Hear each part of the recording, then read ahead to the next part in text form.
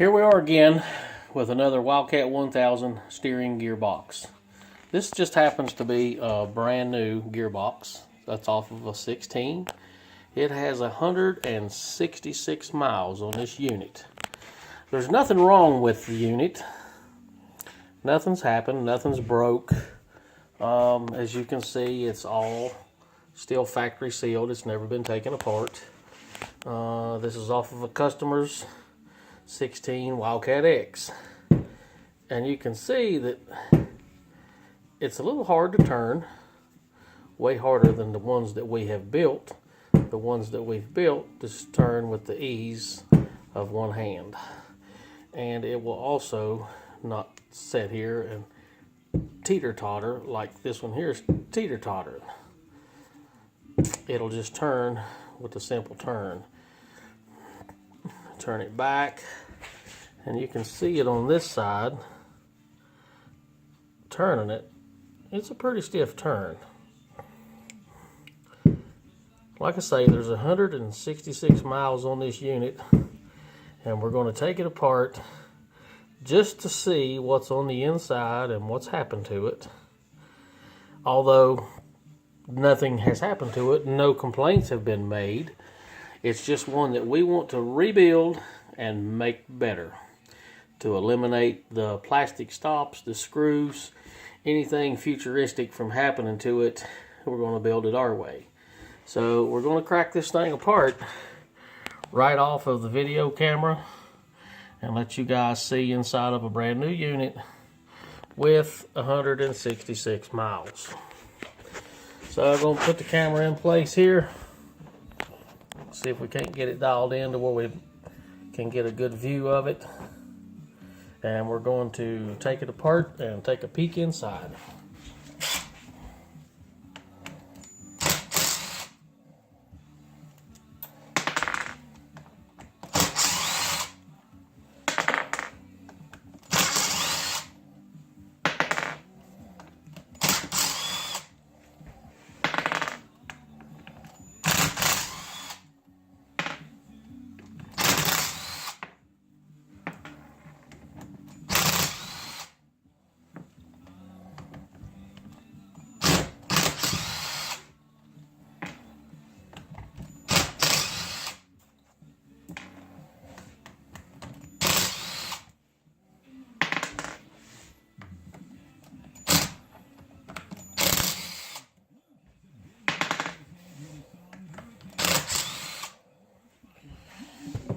And the water that's splashed off a little bit from where I washed it off a while ago just to get some of the dirt and the mud off of it.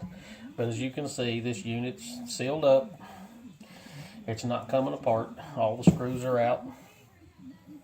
We're going to crack it open and look inside and see what's making this one here tick, or if anything's ticking.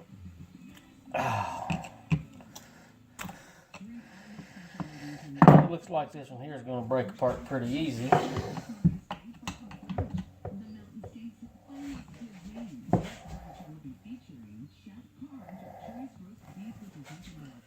It's being a little stubborn.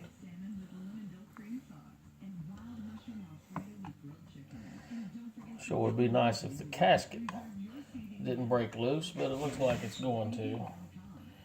And when the gasket tears, that's something else that we have to do as well, is to replace the gasket. The gasket serves as a shim on the inside of the unit. So we've got it coming apart, and I just don't think the gasket's gonna work with us on this. We'll try and make it work. Let me turn it over just to see where it may be stuck and where it's not stuck.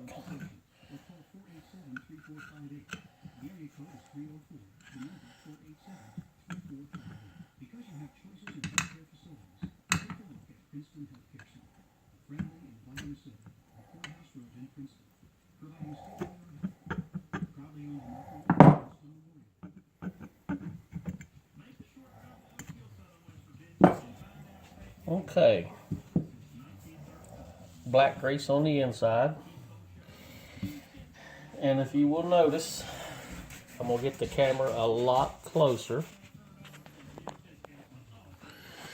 If you notice that the grease is off of the gear, it's got a little film on it, but most of the grease is packed around the top,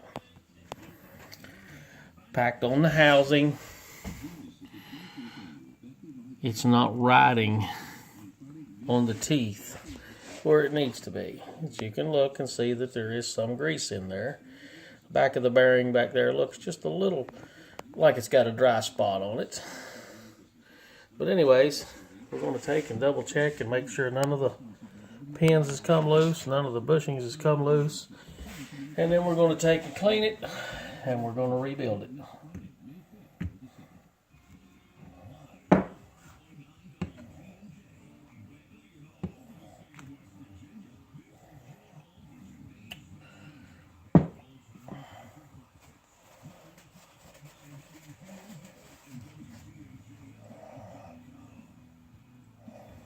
Try and get that gasket off with a razor blade. I don't think I can save it, but we're going to put a new one on it anyways.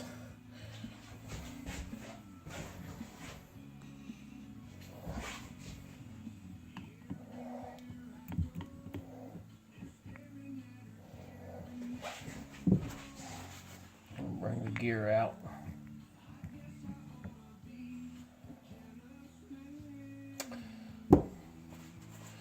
We've got the gear.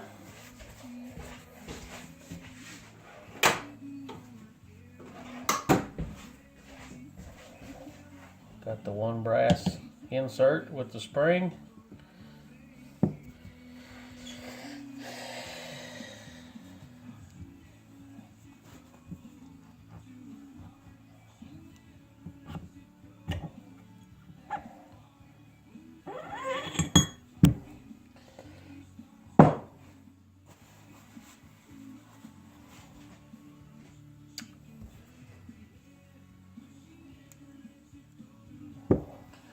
Check the Allen screws on the end, or the torque screws, should I say.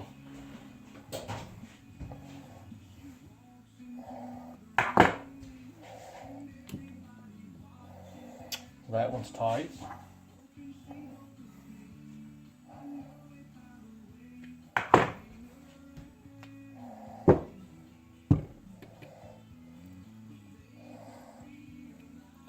Well, that one's tight. And that's just filling with the Torx bit itself. I'm going to put a ratchet on it and confirm that they're tight.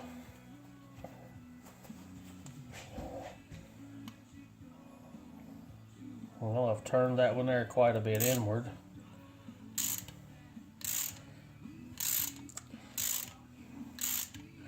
They're not what I would call super tight, and I can see how that can back out.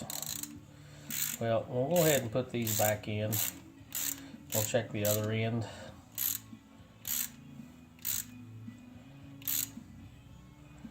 Alright, that one's tight. And let's check the other end and see what it feels like.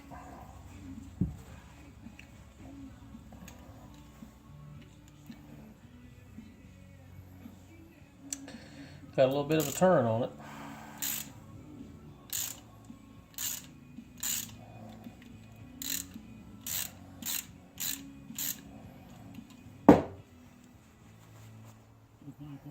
Alright, well, I'm going to get back to it, but you can also see on the back of this gear that the slider bushings,